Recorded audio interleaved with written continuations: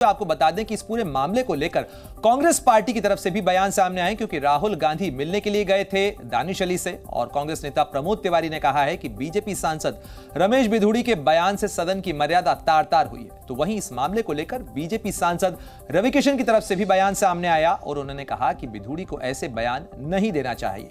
दोनों की तरफ से क्या कुछ कहा गया सुनवाते हैं आपको।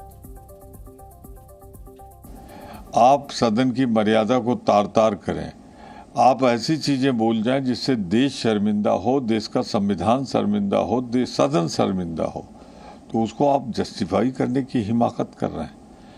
मैं सिर्फ इतना कहना चाहता हूँ, टोका टाकी आपस में एक दूसरे से कहा सुनी होना, विवाद होना, ये सामान्य प्रक्रिया है संसदीय कार्यवाही की और नियमावली की।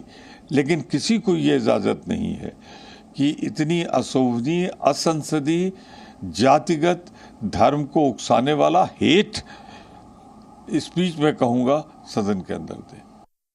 वो टिप्पणी इस तरह से किसी को पर्सनल अटैक जो रमेश बिधूड़ी जी ने कुंवर दानिश अली को किया, वो ज़रा भी अच्छा नहीं था। और वो शब्द कि मैं उस सब शब्दों को और उनकी बातों को, स्टेटमेंट को ज़रा भी सपोर्ट नहीं करता हूँ। लेकिन बात ये है कि अगर रमेश बिधूड़ी जी पर, माननीय सांसद जी पे कार्रवाई हो रही है पार्लियामेंट में, तो कार्रवाई दानिश अली पर भी होनी चाहिए। अब आप पूछेंगे क्यों, तो ये मैं आपको साफ बताना चाहता हूँ कि मैं 2 बार सदन में बोलने के लिए खड़ा हुआ था, तो उन्होंने बहुत अभद्र भाषा में मुझ पर कमेंट किए थे, मेरे परिवार पर कमेंट किए थे जब जनसंख्या बिल ला रहा था। और वो रिकॉर्ड में भी होगा, उस वक्त वो ऑफ रिकॉर्ड कर दिया गया होगा, लेकिन आई एम श्योर कि अध्यक्ष महोदय, स्पीकर महोदय इस पर अच्छे से गौर करेंगे। मैं उनको अभी चिट्ठी, आपसे बात करने के बाद चिट्ठी ड्राफ्ट भी हो गई, मैं एक लेटर भी लिख रहा हूँ। और वो ज़रूर, अगर वो शब्द ऑफ रिकॉर्ड किए गए हैं, लेकिन रिकॉर्ड में जैसे हमारी शूटिंग में, फिल्मों में होता है कि एडिट चीज़ें भी मिलती, रिकवर होती हैं, तो वो देखा जाए।